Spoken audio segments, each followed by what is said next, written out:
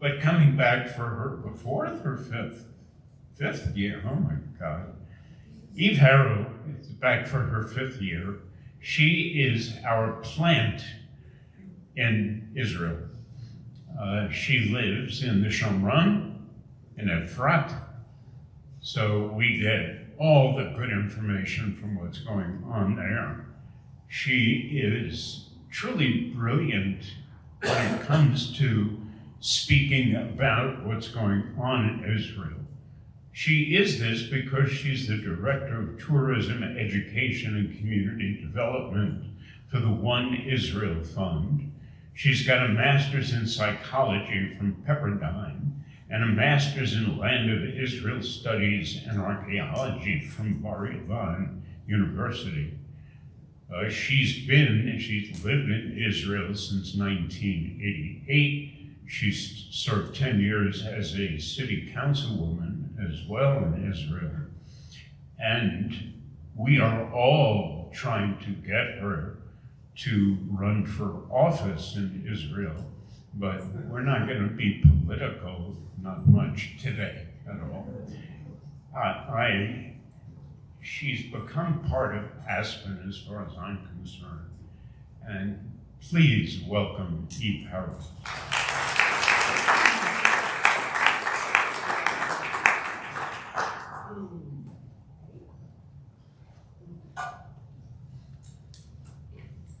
Thank you, Alan. And Judy, as usual, for being such gracious hosts and gluttons for punishment for Aspen. I don't know what you guys do the rest of the year to deserve this. I just wanted, before I start to speak, to say the prayer for the hostages. I know that on Shabbat and during other services you pray for our soldiers, but very often that prayer isn't said. And so I thought it would be a good opportunity to do that and to keep in mind what is happening there. Okay?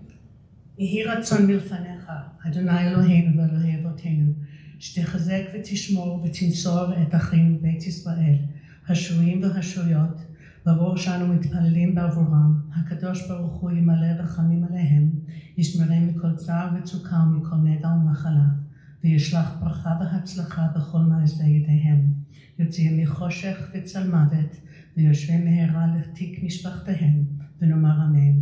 אחינו כל בית ישראל הנתונים בצער ובשבייה, העומדים בין בים ובין ביבשה, המקום ירחם עליהם, ויוצאים מצרה לברכה ומאפלה לאורה ומשעבוד לגאולה. Thank you. Can I take this out? Sure. Yes? Does it need a PhD to do that? Okay. Thank you, everyone. So it's lots gone on since I was here last year. On April 14th, which corresponds to Vav Nisan, so about a week before Passover, I was sitting at 3 in the morning in my living room debating whether to have like half a cheesecake, which is not normally where I go on a Saturday night. But we had just been informed when the Sabbath was out that about 320 odd drones and missiles were on their way to Israel from Iran. And so everyone else in my house went to sleep. My husband went to sleep, my son and daughter-in-law, and their daughter, Oriah, who is a week older than Kfir Bibas and has red hair. So there are times where I can't look at her, and there are times where I can't let her go. Anyway, so I'm sitting there, and we put the baby to sleep in the safe room, and everyone else went to sleep. I don't know how they could go to sleep, but they all went to sleep. And I'm sitting and waiting, and about 4 o'clock in the morning, the sirens go off, booms. I live in Efrat, which is in Gush Etzion. I wake everyone up, we go into the safe room. We wait 10 minutes, everything calms down. We don't hear any booms anymore. We leave, turn on the news, expecting to hear 50,000 people were killed in Haifa, all this crazy stuff. And nothing. One Arab girl was hurt in the Negev. And I sat there, my husband said, I'm going back to sleep. I said, what do you mean you're going back to sleep? He's a doctor and you work on Sunday. He said, I have patients in like 3 hours. I said, but we just stood on the shores of the Red Sea and all the Egyptians just drowned. We just lived through a miracle, the likes of which I never expected to have in my life. I'm running around the house looking for a tambourine. Okay, he's already used to my craziness. Why am I looking for a tambourine, which we don't have, incidentally? Because suddenly I feel like Miriam, remember the women who danced for joy? The Bible talks a lot about dancing, and it's usually women, and it's always for joy. And that's what I felt like. I suddenly understood in a way I'd never understood before what it means to see such an open miracle. There was no way that that could have just happened. So everybody else went to sleep. I didn't eat the cheesecake. I mean, if you're gonna die, you can have the cheesecake, but now I wasn't, so I couldn't use the calories. And that feeling hasn't gone away. The dancing, the kids were dancing at the Nova Festival. They were being joyous on Simchat Torah. And that juxtaposition of attacking people when they're dancing, I think is very symbolic of what's happening here. So I have lived the last almost 10 months surrounded by people whose greatness I can't put into words. And, I've lived in Israel since 1988. I have 7 children. As of 6 weeks ago, I have 15 grandchildren. And it's the hardest and most amazing thing that I've ever done. But a few months ago, I was talking to one of my drivers. I'm a tour guide, not exactly really busy these days, although August is looking good. And I said to my driver, there's this Kabbalistic concept of the Lamed Vav. Some of you might be familiar with this. It's kind of an esoteric concept. It's very esoteric, not kind of. That there are 36 righteous people who are holding up the world. At any given time, these people are so righteous that no matter what's going on, the world continues to exist because of them. And I said to my driver, I don't believe in that idea anymore. He said, why not? And I said, because I know 500 people that fit into that category. Things that I've seen. Look, every time, like the hostage releases that we've had, they are risking their lives to rescue people whom they don't know. All right, one of my friends, her husband is part of the special forces that rescued the two Argentinian guys a few months ago. He left her behind and 7 children and a ranch in the Jordan Valley and a widowed mother and a whole full life. And it didn't even occur to him that he shouldn't do that. And so my driver, Shmuel, who also happens to be a Torah scholar, because nobody is just one thing in Israel, we take multitasking to unbelievable levels. He said, what if it's not the same 36 people? So what do you mean? He said, what if there's always 36 righteous people, but it's not always the same people? And I said, are you telling me that for one split millisecond in my life, I could be one of those people who, because of my actions, is holding up the world? And he said, yes. Guys, this is on all of us. One of the things that hit Israelis really hard on October 7th, and it will take a long time, if ever, to get past this, is that we always thought that someone had it. Doesn't look good, but someone's got it. The intelligence, Mossad, the army. And a lot of us live our lives like that. Like on the surface, anywhere, things look a little sketchy, but someone's got it. Well, no one had it for reasons that maybe next year we'll discuss, because maybe we will or won't find out about it. And so what that means is that we all have to have it, that we all have to work harder at this and not just assume that someone else is taking care of it. And so I live in a country now where people are doing astonishing things. Anytime you exercise or do anything or learn any kind of therapy, the main watchword is balance, right? You have to balance this with that. You have to physically be balanced. Great. The more evil our enemy got, as evil as in places I couldn't even go there. Just to segue out for a second, I take people down to where the Nova Festival happened. I don't like going there. It takes me a few days to recover from there because I still hear them screaming when I go there. And the day that I don't is the day that I stop going. But it turns out that before they raped the girls and tied them onto trees, and you can still see scratch marks and zip ties underneath the trees, they cut their hamstrings so that they couldn't run away. This I just found out about 3 weeks ago. So every single time I think that I've reached the limit of how evil, I won't even say human beings because it's beyond any kind of anything, the worse they got, it turns out, the better we got, because That has to be the balance. And this picture is so much bigger than just Israel fighting a terror organization. When yesterday someone spray paints in Washington, D.C., Hamas is coming, do you know what that means? That means that what we are living through and suffering from is heading your way if certain people get their way. And what we're doing in Israel, we don't want help. We want to just be able to do this, is to fight that. I have to tell you that one of the more difficult experiences in my life is watching my son put on a uniform. My kids are older. I don't have anyone in the regular army. They're in reserves. Is watching my son put on a uniform and kiss his wife and kids goodbye and go drive up to join his unit. He kissed me goodbye also. And not knowing if I was ever going to see him again. And not only that, but if he was going to be the same person when he came back. Because that's what's happening. I spoke to the mother of one of the girls who was taken hostage on October 7th, and she said, "My daughter is dead." I said, "How do you know that?" She said, No, I don't know if she's physically dead, but the girl that I knew until October 7th is gone. And if she is physically alive and she comes home, we're gonna have to be dealing with that. And so this has been such a painful wound for all of us. And in the meantime, so I belong to the sector in Israel that's called the National Religious, the Knitted Kippah. I live in Judea, which, about 10% of Israelis live in Judea and Samaria.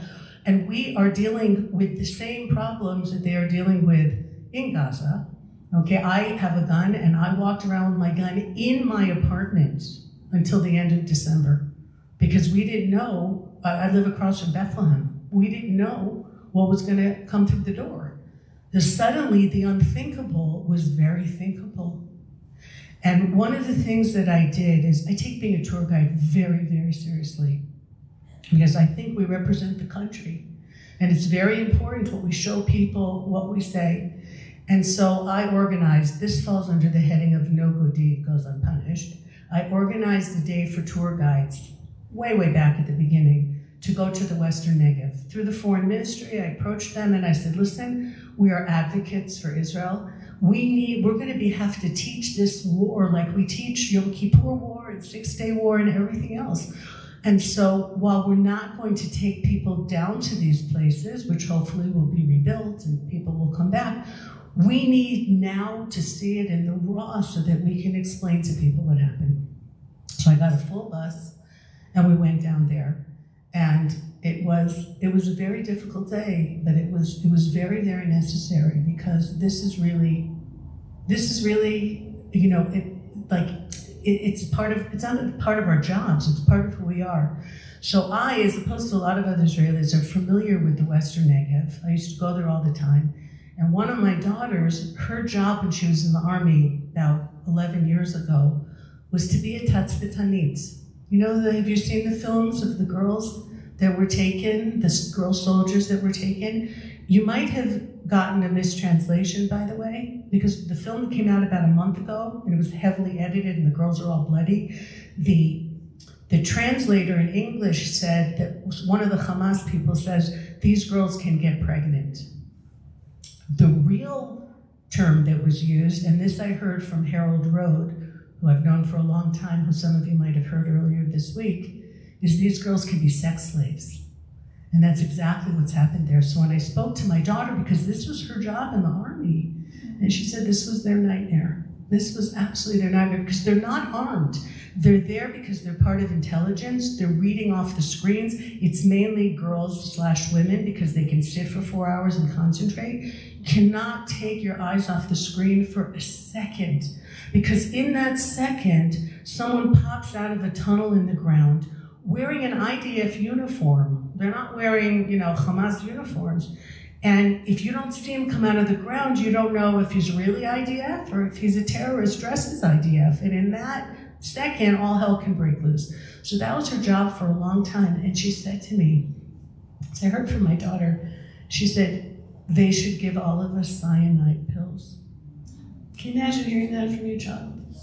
Cyanide. So that, and you know what? She might not be wrong. So that they shouldn't fall into the hands of these evil whatevers. So Israel has been, that's why I asked Alan to title tonight's talk, Surreality. Because first of all, there isn't a day that goes by where I don't cry.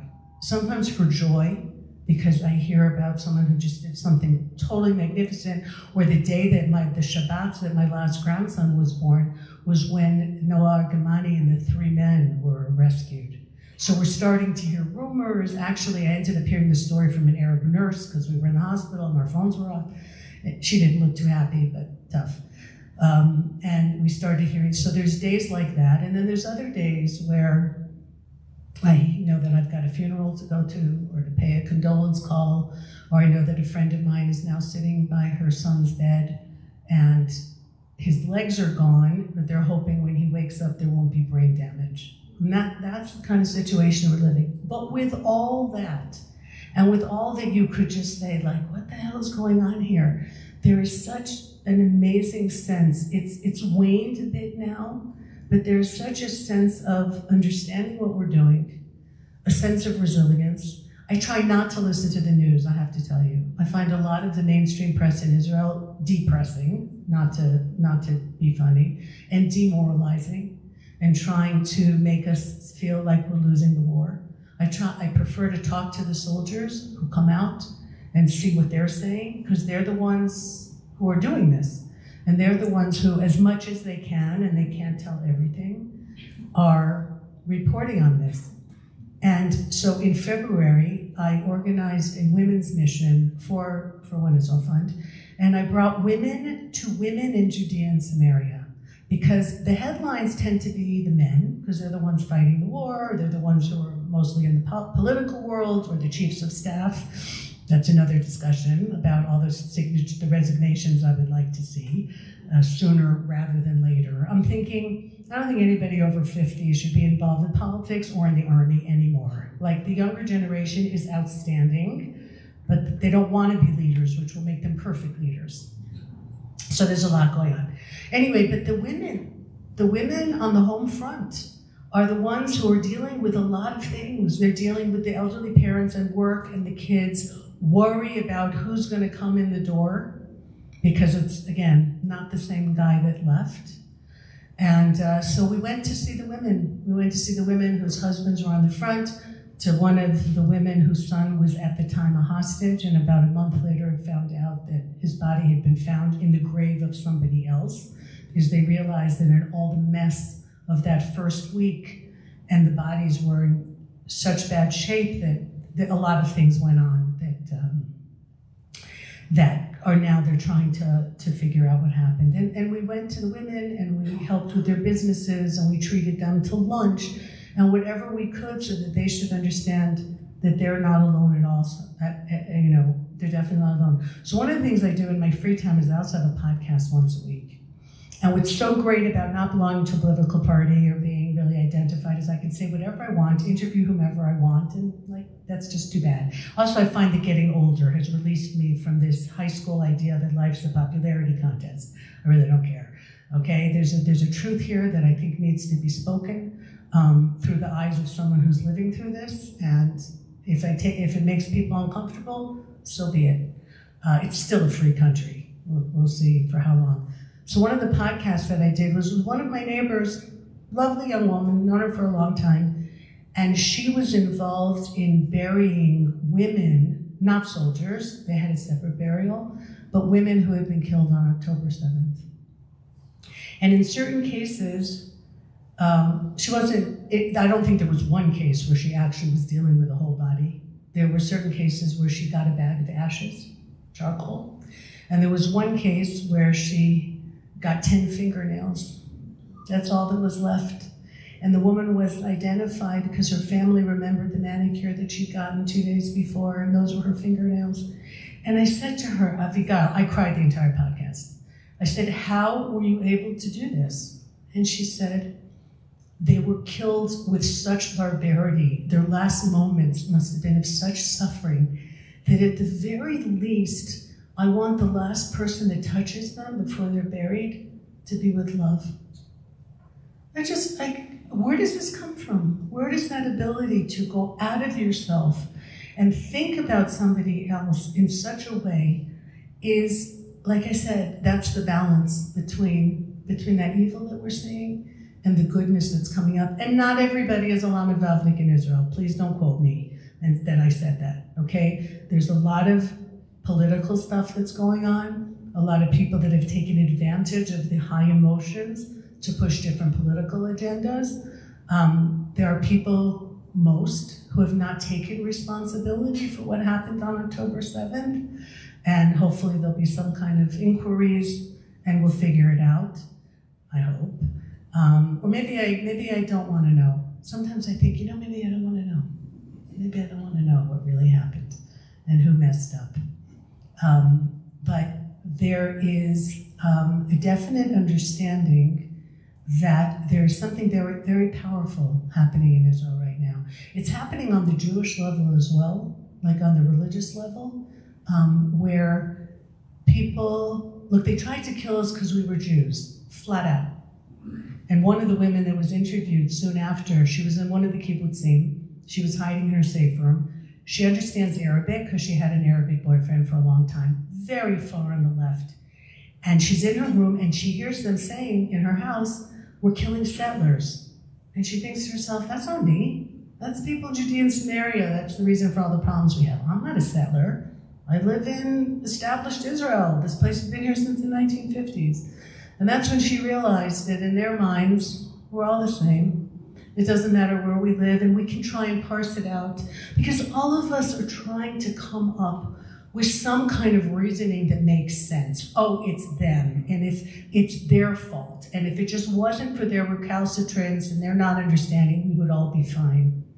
And one of the hardest things that it takes is to break with this messianic, to a great degree, notion that we can do this is up to us. It's not up to us. It's not up to us, because it turns out that we're all settlers, that from the river to the sea actually means from the river to the sea, that the Arabs under the Palestinian Authority in Judea and Samaria feel the same way. They're supportive of Hamas. And it's just an inability to do what happened on October 7th that's keeping them back. But it's all that same jihadist ideology. And this is so hard. Look, I grew up in Los Angeles. So, this Western mindset of there's got to be a meeting ground. We all just want to live. We'll give a little, they'll give a little, and we'll all be fine. It's actually not what runs in the Middle East. There is a death cult that has taken control of a lot of people in the Middle East. Sometimes I think to myself, because I try and infuse Torah as much as I can into my guiding, because it's a brilliant book. Not even from a religious level, but just how societies should run, how people should behave with each other. It is an unbelievable book. And sometimes I think to myself, Jeremiah would be so at home today. He was yelling at everybody for child sacrifice. What do we think is happening now?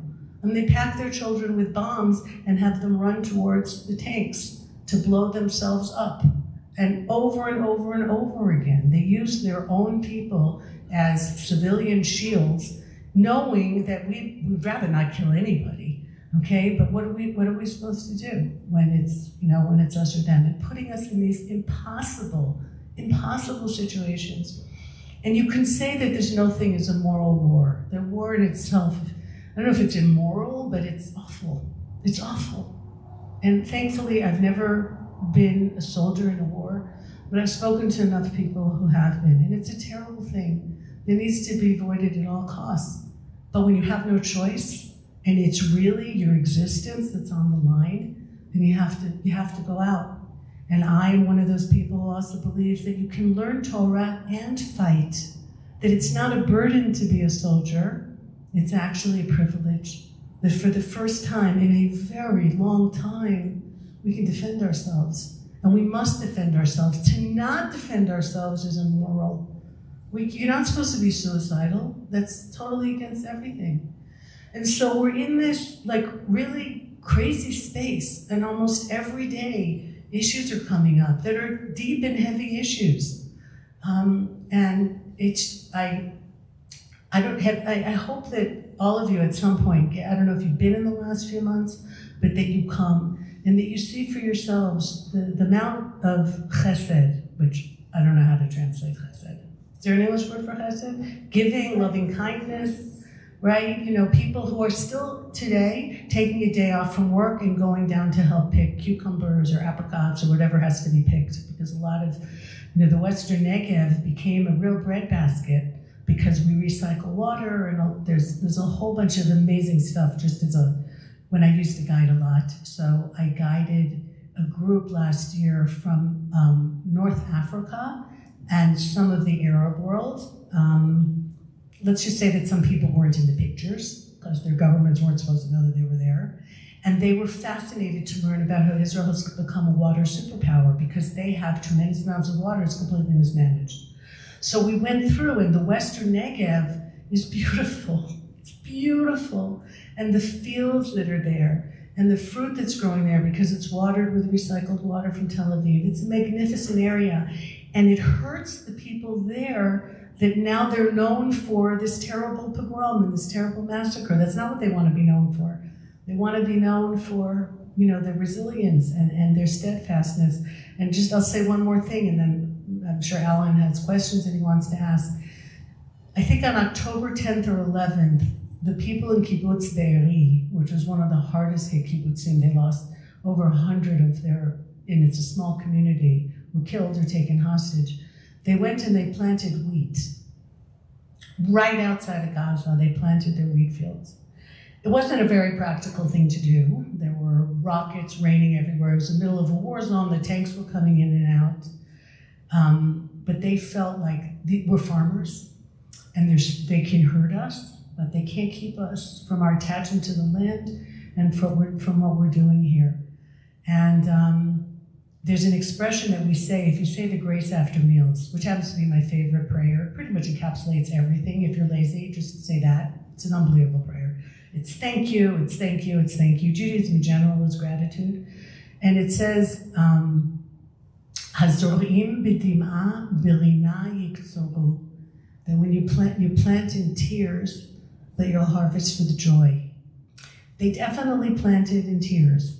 I'm pretty sure that when the harvest time came, which was between Passover and Shavuot, they weren't exactly harvesting in joy.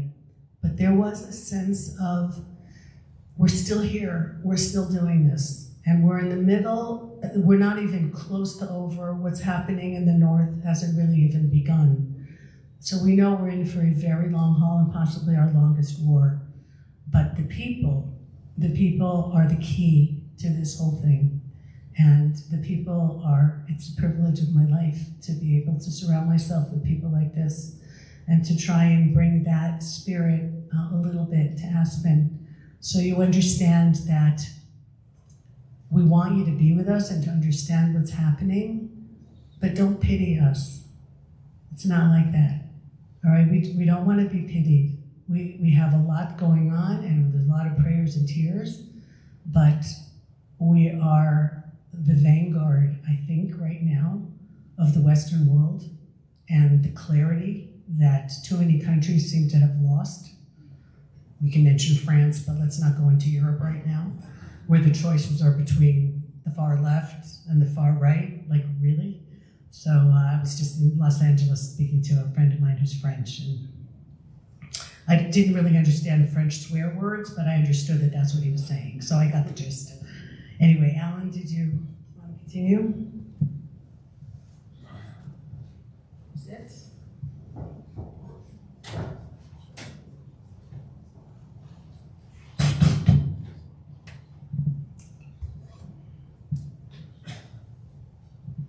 You've covered a lot.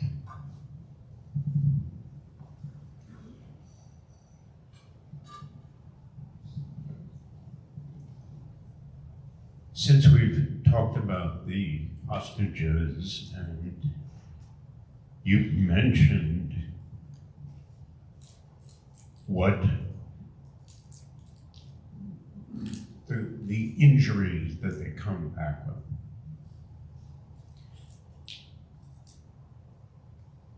This incredible speech that was given by Netanyahu. There were a number of soldiers who were injured who were in the audience. There was also one of the female hostages who had been rescued. Right. And evidently, the following day, a group of people from the left were very upset at this hostage, this female hostage, because she went to the States with Netanyahu and was an example that he used. Now, when something like October 7th happens, it's kind of the same that if Mars attacked the Earth, we'd probably all work together to try and survive. And that's what it looked like in the first few months. How has it evolved now that there are groups of people attacking verbally hostages for cooperate? Talk to us if you would, please. So one of the unfortunate things that happened at the very beginning is that the issue with the hostages, and I even see it on that beautiful poster that you have outside, it says, bring them home now. And what it should have said was, let my people go. Because the onus was put on the Israeli government, who didn't take them hostage and would have been very happy if this whole thing hadn't happened. Okay, instead of on the Hamas, who took them. And this whole thing could have been over on the first day if they'd let them go. And I don't even know how many are alive, and I don't have any inside information, but I don't believe that they're gonna let them go because they're hiding behind them. And they know how badly we want them, and it's become a real Achilles heel for us, how much we love people. Even getting dead bodies out. You know, the soldiers, they risked their lives to get those 5 dead bodies. That's how much we treasure life and the respect for the family and to have some kind of closure. So unfortunately, some of the people in the country who are not pro the Prime Minister, and I'll be honest, I have also mixed feelings about him. I think he's a tremendous statesman, and I think his speech yesterday, especially in a world where we don't have really strong leaders, was very much needed, and I'm very proud of him for doing that. But I have other issues with him. And when the war is over, I'd like to see, some changing of the guard. But he's the man of the moment for that moment. And so it was important. But unfortunately, some of the anti-Bibi movement, which was in place on October 6th, has kind of wrapped into this whole thing. And what it's even led to is a split in the hostage families, because there were some who felt, look, there are 2 ways of doing this. One is to have a ceasefire, to let lots of terrorists go in order to get the hostages back. It's very tempting to do that. We want to see these people home desperately. On the other hand, this whole mess happened because of the Gilad Shalit deal and letting terrorists out. So what it means is that the lives of today are being given more importance than the lives of tomorrow. And if I was the mother of one of the hostages, you can erase everything that I just said, because I would go to the ends of the earth, whatever it took. Although I'll tell you that every single one of my children has said to me, if this happens to us, do not, under any circumstances, push to have terrorists come out in order that we should be released, because we couldn't live with ourselves if other people died because we were let out. Because this is a people thing. There's certain conversations you don't want to have with your children, that's one of them. But I understand because I feel the same way. So I was in Vivian Silver's house on that day that I told you I met with the tour guides. Vivian Silver was one of the biggest peace activists in Israel. She would take them to the hospital, the Palestinians. She did everything she could. On October 6th, I probably would have had a really big argument with her. But here, I think it was in December, I was sitting in her completely incinerated house. Someone took a picture of me, unbeknownst to me, I can show it to you, sobbing for her. Her body had been found in the corner. It took a month to identify her because she had been, they brought flammable material with them from Gaza in order to make sure that things burnt so that they couldn't be recognized. And they knew where she lived. They targeted her. It wasn't an accident that they stumbled into her house. We know because their maps were found with her name on them. And I just wept for her naivete, for her good heart, for all of the things that brought her to this horrible death. And I'm glad, I don't know if I want to say that, I'm glad that she felt like that, because I think that some of her activities and the activities of others brought us to a place where these things happened, because we let the enemy literally into our living rooms, literally. But I could see her I hoped for how she saw herself. And it was really devastating to sit there. I left her house, I washed my hands and my shoes, like you do when you leave a cemetery, because that's what it was. But we can't keep going down this path of, feeling like there's just something that we can do and then they'll be fine. Okay? A two-state solution is not a recipe for peace. A two-state solution is a death knell for Israel. And I don't know if you're following what news you follow, but there are communities in the center of Israel, just outside of Tel Aviv, Bat Hefer, and places like that, who now have enormous walls built because they're across the street from Tulkarm, and their communities have been shot at. I don't even want to talk about the north, where like 70,000 people were taken out of their homes with no end in sight. So Israel's defensive, no-go zone is now in Israel. Israel's a much smaller country than it was on October 6th. And that has yet, to be solved.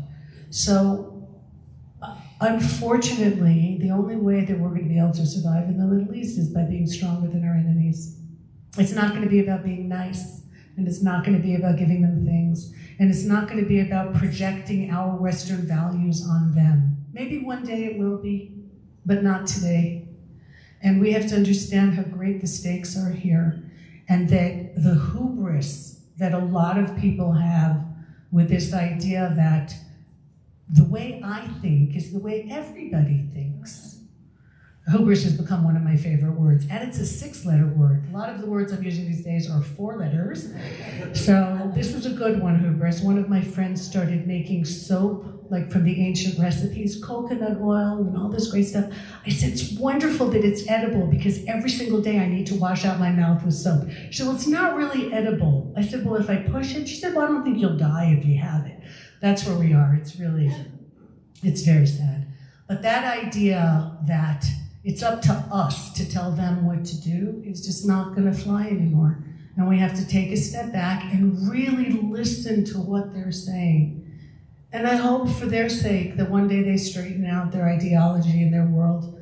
Conversations I've had with Muslim women don't leave me longing for that world. Let's put it that way. The way they're treated, the disrespect. Somebody said to me the other day, and this took me so by surprise, they said, well, how are Israelis treating the women who come back who were raped? I said, what do you mean, how are we treating them? Like, we'll do whatever we can, including and especially not asking them what happened. Because it's none of my business. Yes, it needs to be documented, and that film that you mentioned is a very important film for everyone to see. But they also need to have a private life. They need to one day establish families, have normal, healthy. I don't need to know what happened to them. If they can somehow get therapy and get past it, it's fine. And I said, why would you ask me that? And she said, well, because in the Muslim world, they would kill them for dishonoring the family by being gang raped, possibly impregnated, which is something that we're thinking about if these girls do come home. It's been 10 months, and there's a lot of issues that I know the mental health and the doctors are prepared for as much as you can possibly prepare for something like that. So I was like, I said, but we're Jewish country. We don't do that. To just hark back to the Bible, when Dinah is raped way back when, Jacob's daughter, you could agree with Simon and Levi or not, and even Jacob isn't sure if they did the right thing. One thing that never comes up is killing Dinah. It's clear that she's the victim. So this has been our idea for a very, very, very long time. There's some people who are not yet up to where they should be. I can't change them. I can barely deal with my own life. I wish them well, but my people and the Christian world and the Buddhist world and everybody else needs to understand what's coming and make sure that it doesn't ruin the lives that we have and that we cherish. Now, keeping on this same topic, which I briefly mentioned when I introduced you, as a gynecologist, I have always been upset and questioned the absence of feminist organizations, which goes way, way back, talking about women in Arab countries being subjugated, so forth and so on. But this is worse. There has been hardly a peep out of these major feminist organizations about what happened to women on October 7th, where they talk about rape in war, but not when it comes to Jewish women. So you answered it, is because they were Jews. I'm going to say something that I hope you don't misunderstand. I could forgive them for killing us, because that's what war is all about. What I can never forgive them for is the joy that they have taken in the debasement and the humiliation and the awful things that they have done that really go beyond anything that in our wildest imaginations you could have people do to people. And the organizations, and there are many of them, who say, well, we don't have proof and it's not clear and the bodies were cleaned out. It's because they were Jewish women. And not even all of them were Jewish. There were Filipino women and there were Thai women and people who worked in agriculture on the kibbutzim. So it happens in Israel, somehow there's a different standard. That should scare us all more than anything. But, there you have it. Yeah. And that has been incredibly disappointing. Look, for a while, I belonged to Na'amat, which is one of the feminist organizations in Israel, until I realized that they had a very, very left-wing organization. I just thought it was to promote women, which I think should not have any political affiliation. It's just, we've been asked to do everything, to work and raise families and, look like a model and come up with dinner every night, healthy, right? So it's like, it's an impossible situation, and it'd be nice if we all kind of realized, how we could help each other and where the balance could come in. But it was very much, even the fact that I lived in Efrat, that I lived in a settlement, they were like, what? Like, you don't belong here. Well, I don't belong here. I'm the same gender as you are. This was in the days before you could choose your gender. So I said that to them. And but at some point I was just so uncomfortable that I left. And it was a shame, because I really thought that women have a lot of power and a lot of, we get a lot done. But I tried. Let's shift for a moment to the Army. When I talk to people or they question me about Israel, especially younger people, one of the things they bring up, and the religious have too much power and they don't serve in the Army, and that's really awful. They do serve in the Army. Would you tell us about this misconception? Okay, so first of all, the national religious, if you're not going into the Army or to national service, you better explain why. That's how we raise our children. There's no free rides. This country exists because of what we all put into it. So when they're saying that, they're probably talking about the ultra-Orthodox. There is a change in the ultra-Orthodox community. It's going to happen slowly, but it is happening. There are already ultra-Orthodox in the Army. You can see now someone in a uniform with peyot and a gun, but it's going to happen slowly. I happen not to think that forcing people to do things is the way to go. You also have to understand that the Army isn't so ready for them either. Because if you want to integrate people into the Army who have religious standards that we respect, you also can't have them in a unit with women, okay? Because that's a no-go for them, which I happen to understand. I mean, if you've been raised in a conservative, small C environment, you're gonna now sit in a tank with two beautiful 18-year-old girls for 6 days on end? I mean, they're still young people with hormones of young people. Like, let's accommodate them in a way that will make them feel comfortable. And so the Army tries to do that in other ways. They're not going to put someone who's, like, we have autistic kids in the Army who are not on the front line in a combat unit. A lot of them are in intelligence because they can discern things that other people can't. You try and put people where they can make a difference. So if you really want the ultra-Orthodox in the Army, and I do think that they need to serve, also not just because we need them, but because they need us in terms of, feeling like Israeli. But already, if you go into different neighborhoods, the ultra-Orthodox neighborhoods in Israel, you will hear more Hebrew than Yiddish. This is a general comment. And there is an understanding that, things need to change. What nobody's bringing up is that there isn't a very high rate of Tel Aviv people who are in the Army. And what about the 20% of Israelis who are Arabs, who I understand we can't put in the Army because now there's deep questions about their loyalty, but they could do something else, all right? You could serve the state. There's many, many ways to serve the state. Somehow that gets a pass. And this also, I think, has to do with some of the anti-religious sentiment that's been, used in order for people to make their points. So, but I can tell you that in terms of the giving in the civilian world, and I think I might have said this last year, there's nothing above the ultra-Orthodox. If you're at 3 a.m. waiting for someone to come out of surgery, I guarantee you it's not a girl in a tank top who's coming by to give you a sandwich. It's a woman in a usually not great wig, okay, and very modest clothes.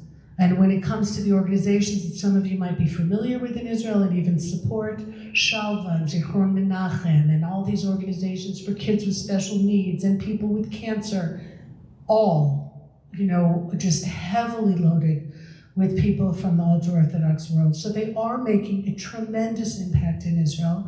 And maybe it should be recognized. Zaka, these poor men who were the first ones out and to collect the bodies. And again, most of these are ultra-Orthodox, and they're looking at bodies of women splayed open, naked, and you could just imagine what's going through their heads, and to cover them up and to give them some kind of respect that's due to them.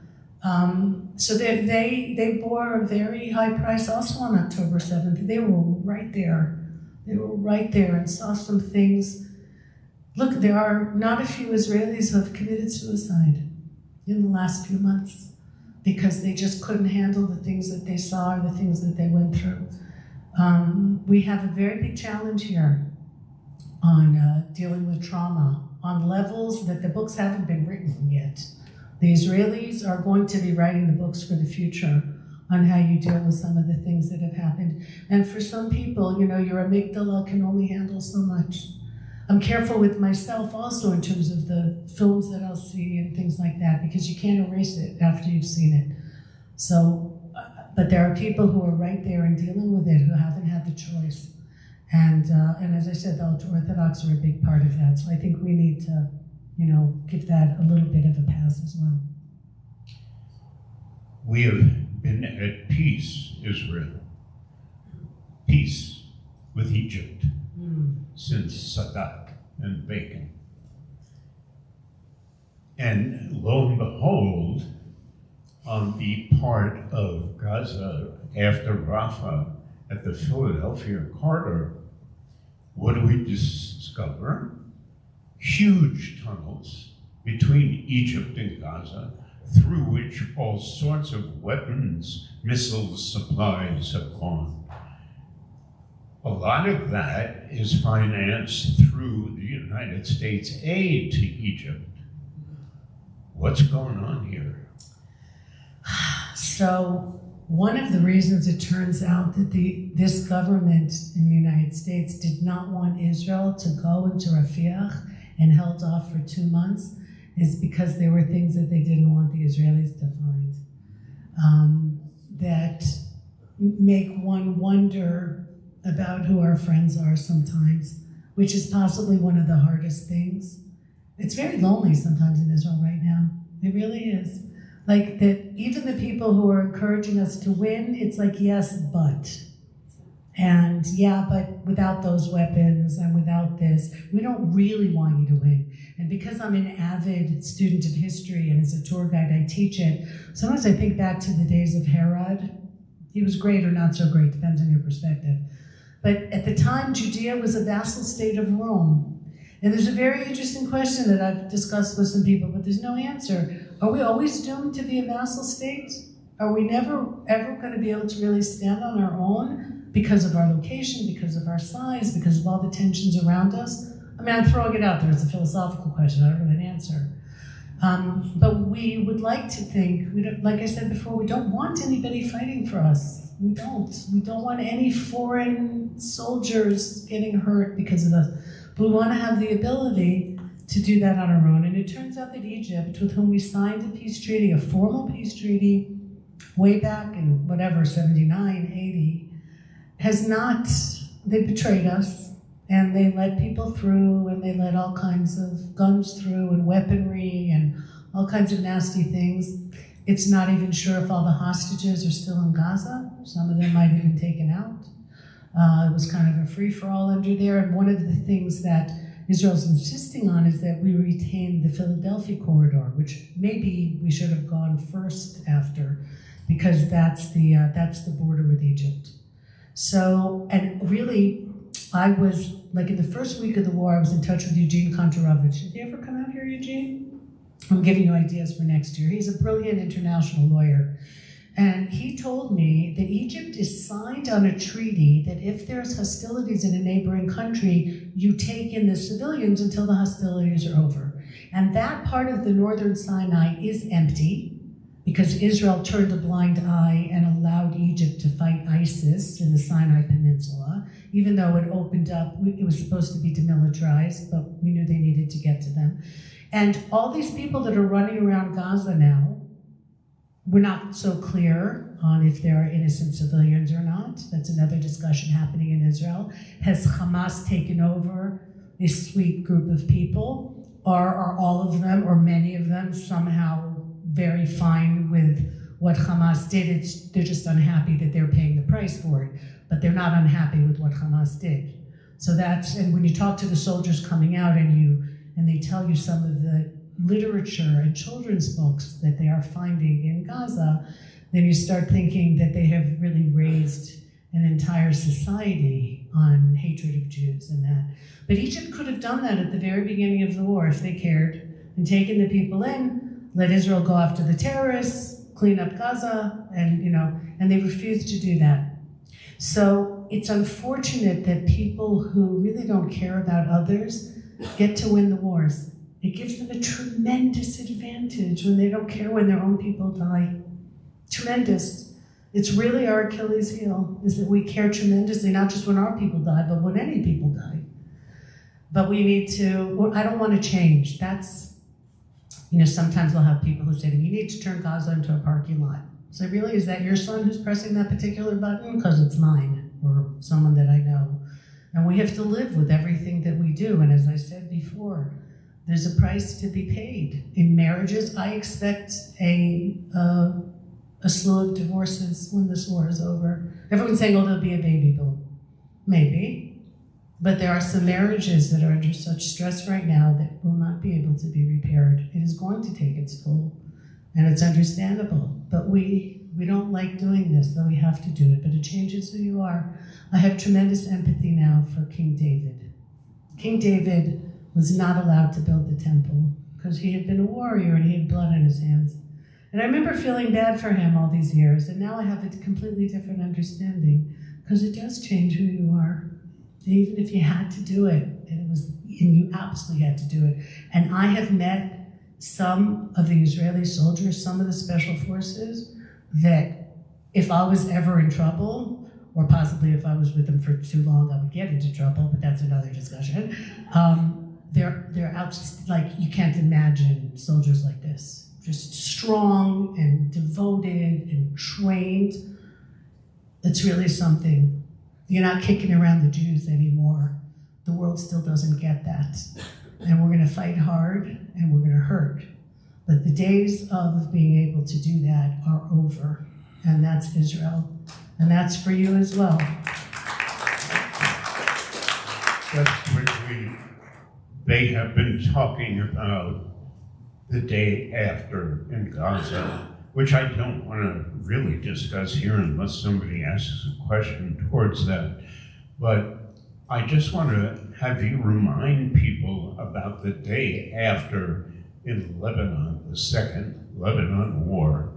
A peace treaty was shoved down the throats of the Israelis, and they made a buffer zone in southern Lebanon up to the Litani River. And it was manned by UN troops and foreign troops from other countries. And what was it, 3 months? They were all gone. And of course now Israel's paying for that because Lebanon and the rockets, hundreds of thousands of rockets available, are right on the border. And so Lebanon is next. Well, Israelis have a healthy distrust of international organizations, okay? Not just the UN, a couple of well-placed roadside bombs and they all left, but UNRWA, who are totally, they're Hamas people, the Red Cross, who completely disappeared when it came to our hostages. It's unbelievable. I think the Red Cross should be shut down. I think they're an embarrassment to what they stand for. Now, we knew this already from World War II when they couldn't take the time to go into certain concentration camps. So this is not a new story. But we're supposed to rely on these international organizations who are fair, and then it turns out that they don't. They don't do what they were supposed to do. So when you talk about Gaza, and people are saying we should have some international organization in there, and Israelis are like, are you kidding me? So I just read a couple of hours ago, and I can forward it to you, a very interesting article by Jonathan Steyer, who's a journalist in Israel. I've interviewed him a couple of times, and he gives some ideas for what should happen in Gaza.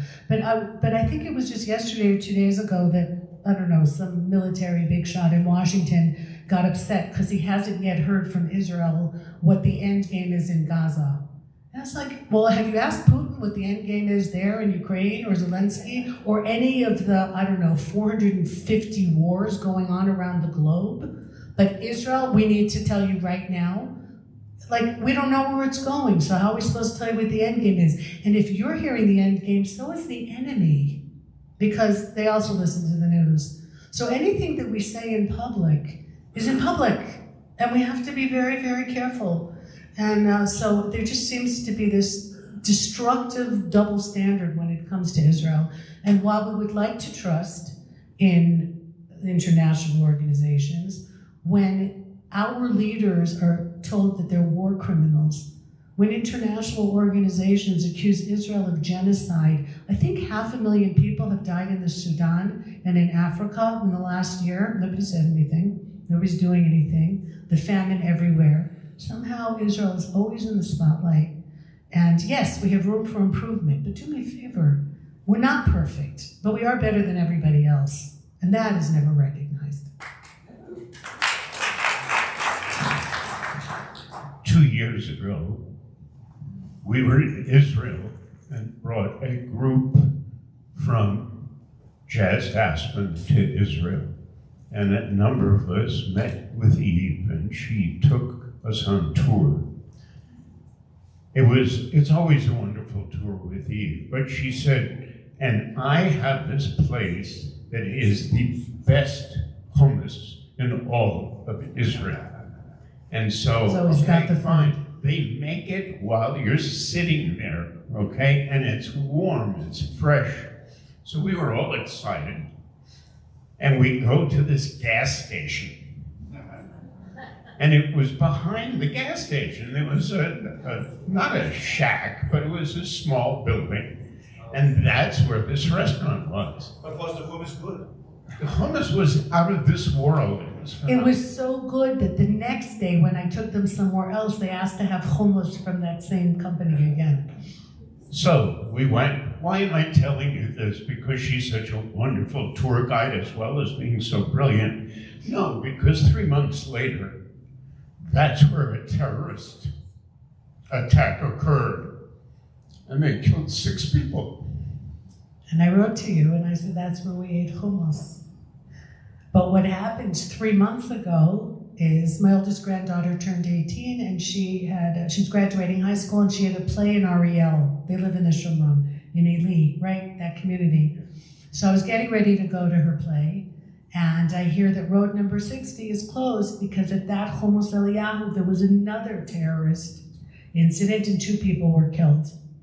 So I had to go around. I went a different way to get to REL. At 11 o'clock at night when the play was over, and half the audience didn't come because that whole area, a lot of the roads were closed and people were scared to come, I opened Waze, an Israeli invention, Waze, as we all know, and I saw that road number 60 past Hummus Eliyahu was now open. I said, oh, that's how I'm going to drive home. So I put on the family list, I'm getting on that road, and one of the kids said to me, are you sure you want to do that? And another one of my daughters said, do not know who you're talking to. So, because I believe, and it's not that I'm never afraid. I'm afraid for my children. But terrorism wants you to be afraid all the time. When you get on a plane, when you go anywhere, you constantly have to, and that's how they win, because they wear away you before they've even done anything. So there's a limit as to how much I'll give in. And if that road was open for traffic, I was going on that road. Well, I made it home in record time because nobody else was on that road. So there was definitely no traffic. But as I passed Hummus Eliyahu and I saw the lights on, I started screaming. At the loss of innocent life, at the stupidity, at the hatred that we're just dealing with, and how there are 2 more families now. Everybody who's killed, either as a soldier or a terror victim, there are hundreds of people whose lives will never be the same. It's their immediate family, it's their friends or the people they work with. So multiply that. I thought this is so, why? Where does this get them? Why is this better? And I don't understand. I don't understand the jihadist mentality, and I'm glad that I don't. I don't want to understand it because it's sick. It's sick and it's evil. And I know we're all supposed to be politically correct and say, fuzzy things that don't mean anything. This is evil. This is the evil that we are supposed to fight as decent human beings everywhere we can, because if Hamas is coming to America, you're going to sit here and think back on this talk when it was just in Israel and wonder why you didn't do anything to stop it. And when they say that they want to do something, they will do whatever they can. And we haven't even mentioned Iran tonight, the head of the snake. There's a lot that has to be done. And a lot of it is in your hands because you still live in a free country also, where you can choose your leaders and people who have a brain in their head and understand what's happening. On that tour guide's trip to the Western Negev, we had a former diplomat with us. He was an ambassador to one of the European countries. And he joined us in order to explain what they can't say, because they're diplomats and they work for the foreign ministry. So there are limits of what they're allowed to say. We don't have those limits. And he made a couple of very good points. One of them is that we should stop saying that we got independence in 1948. He said we should say we regained our independence in 1948, because there were always Jews living in the land of Israel, being oppressed and taken over by everybody over the centuries. And finally, we were able to be free. And we're still fighting that war of independence. But he also told us that the Israeli Foreign Ministry does not waste time putting out articles in Russian, for example, because the Russian people don't vote. They have absolutely no say in what happens and who their leaders are. So the Israeli Foreign Ministry, which has limited resources, tries to reach out to people in the West who can still, to some degree, decide on who our leaders are. Not just for Israel's sake, but for your own sake. Because this is, as I said at the beginning, this is so much bigger than it looks. Jews vote in November and think about what you're voting and who you're voting for. Questions?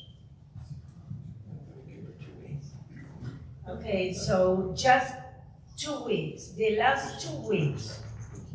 Before people leave, thank you very much.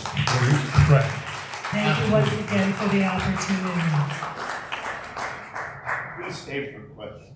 So just in the last 2 weeks, I was at dinners with Jews that said very clearly they don't give a damn about Israel in this country. I was in San Francisco this weekend, where the new thing is the pride flag with the Palestine flag juxtaposed, and it's all over. But that's like we said, chickens for chickens for KFC. Right. There's no even words for that My stupidity. question to you, my question to myself, I'm very optimistic with Israel winning this war. It's not the first, it's not the last, we will win. I'm optimistic about the hostages in some way because my cousin was one of the two Argentinians. So I keep hope. But how can I keep optimistic about people who don't think and go to vote and make decisions for Israel and for us Jews and for the Christians too? But that's the problem with democracy, is that everybody gets to vote. But that's what we've got. But it means that people who have different opinions will vote. And that's what that means, that, you have to try and do what you can to convince people of seeing it. But just to get back to the Tanakh for a second, we just read a few weeks ago the portion of the spies, the sin of the spies, where 10 out of the 12, and they weren't called spies initially, they were scouts. They came like reporters, if you will, to check out the land. And they came back with lying reports, 10 out of the 12.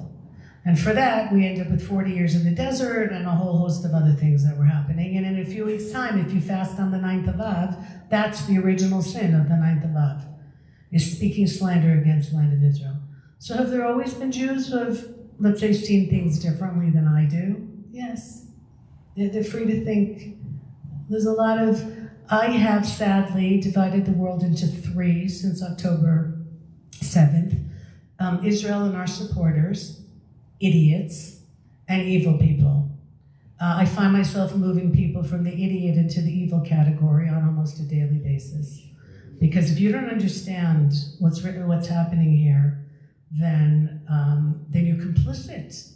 Then you're complicit with them. So that just means that those of us who see it a certain way have to work harder. Okay, thank you. I really appreciate and enjoyed your speech. It's really heartening because I believe that Israel is really on the upswing. And that brings my question. I know our U.S. government supports Israel, but I'm fearful that it's lukewarm. Do you agree? So I don't want to get into Israeli politics because, as I said, I don't have my friend's bar of soap with me today. America has to do what's in America's interests. America is allies with Israel, and we have a lot of the same things that motivate us.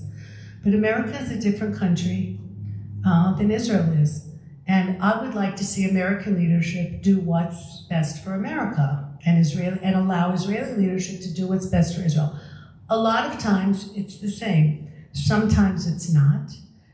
In this particular case, I think that if an American government would throw Israel under the bus, that would be very bad for America.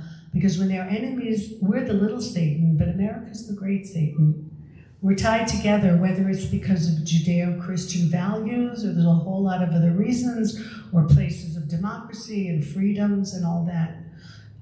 So I would just hope that, Americans do what's good for the future of the United States, and that whoever's running this country is doing well for everybody in it. And with that, I would like to leave that. I know that this is not your favorite subject. A couple of hours ago, Vice President Harris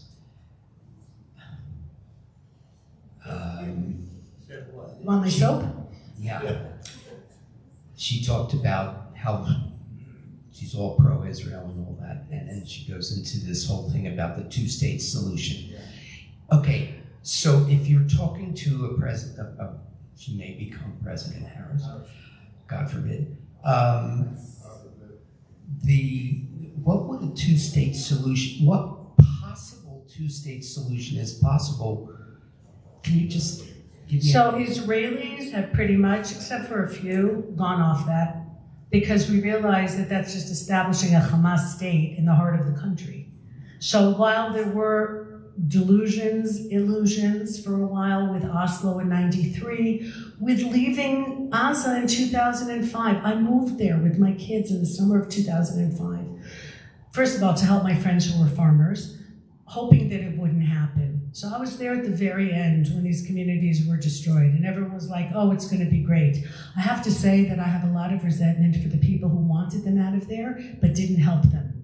Those of us who would have preferred that they stayed home are the ones who ended up helping them rebuild their lives, which was incredibly difficult to do. And I thought the people who were so anxious to get them out of there should have been the ones to do so. So there are still a few people who have those ideas. They're probably disproportionately loud because of their places in the Supreme Court and the press and other institutions in Israel. Eventually, hopefully, that will change. There's something called the conceptia, the conception, that led us to October 7th. And that's part of it, right? That it's land for peace, and that's the reason they hate us, because they haven't gotten enough from us, and because we occupied them, and the Nakba and all of that. Look, one of the things that I'm not suffering now is an explosion of my belief system. On certain levels, yes, but on this particular idea, no. I never was for a two-state solution. I didn't think that that was the problem already. From studying people like Harold Road and others for many years, that understand what they're saying, not what we want them to say. But I feel badly for people whose entire worldview blew up on October 7th. I really do. If you are so invested in that, and then the enemy tells you that you're basically a useful idiot, what do you do with that? And as someone who studied psychology and uses it all the time, that's a very, very difficult place to be. And so some of them have changed their minds, but some of them have gone back to what they thought initially, because that's their safe place, and are somehow trying to scramble out of that. So, it would have been a relief to think that, okay, now finally everyone gets it, at least the way I see gets it. That's not going to happen, although I know somebody from Kibbutz Be'eri who I'm in touch with now, who came to Gush Etzion 2 weeks ago. I unfortunately couldn't be there, and he said we have to have the dialogue. I give him a tremendous amount of credit. He said we can't go back to October 6th. Remember when I was here last year, and it was kind of a fractious evening because we were right at the peak of a lot of people having different opinions and the reform and all this other stuff. We can't go back there. We can't go back there. People can have their different opinions, but we need to figure out a way to do this together. So, there's a lot of different pieces here, but it's not so simple. And there are still people who are making excuses for what happened.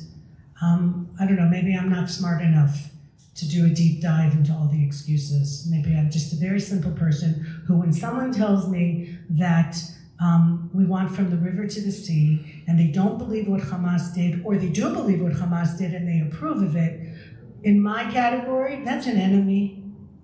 And I will do whatever I can not to let them break a fingernail of one of my children or grandchildren. And if that makes me a bad person, so be it. Now, I just want to remind everybody that the British broke the Palestine Mandate and gave 83% of the Palestine Mandate to the warring factions in Saudi, and the Hashemites were given this 83% of the Palestine Mandate. That's called Jordan. Jordan is Palestine. 95% of the people who live in Jordan are, quote, Palestinians, end quote. Just a little.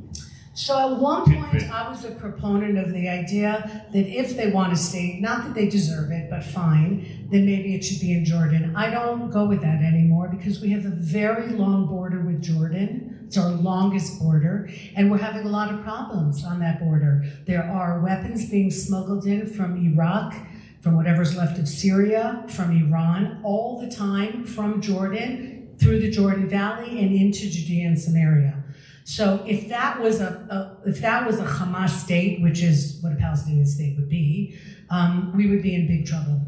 So while at one point that was an idea, see, I can change my mind. Now I don't think that it's viable because we've seen that they're not they're peace-loving neighbors. And unfortunately, we have to be wary of all our neighbors. But I do believe that the Abraham Accords were an important sign to show that you can have a peace treaty with a country without giving anything up, just because they value what we have and who we are, or maybe because they're Sunni and they're scared from their minds from the Shias, all legitimate. We have to put away the word peace and focus on mutual interests. And that's really what it is. And Israel has a lot to give the world. And we're doing it all the time without any fanfare in a lot of different places. So that has to be the focus and not this delusional idea of we're going to eat hummus in Damascus anytime soon. Even the Syrians aren't eating hummus in Damascus anymore. It's tragic to see what happens, but we need to maintain our independence and our ability to defend ourselves. I believe that the American military is very closely integrated with the Israeli military. The American military understands what the threat is. The political leadership of our country in America doesn't. Making one other point, if I might question.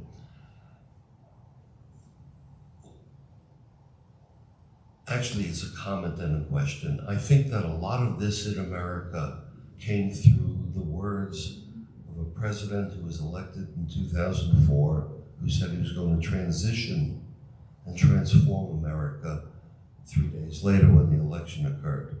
I unfortunately was in the hospital that day, sedated. I chose that day because I knew we would be elected. I met the man, as we discussed beforehand. A lot of this, I'm sorry, some of you are going to be very unhappy to hear this, but it's all coming back to the presidency of Barack H. Obama, who is probably in his third term pulling puppet strings for the current Democratic Party. I used to be a Democrat. I voted Democrat most of my life, not anymore. Most Jews did. My grandfather thought FDR was like the second coming, if you'll excuse the metaphor. I learned otherwise afterwards, but yeah. Let's just leave that. I believe that actually Harold Rhodes said that according to Muslims, if a country is led by a Muslim, that country is considered Islamic. So that's some food for thought. And on that note, thank you so much, Ian.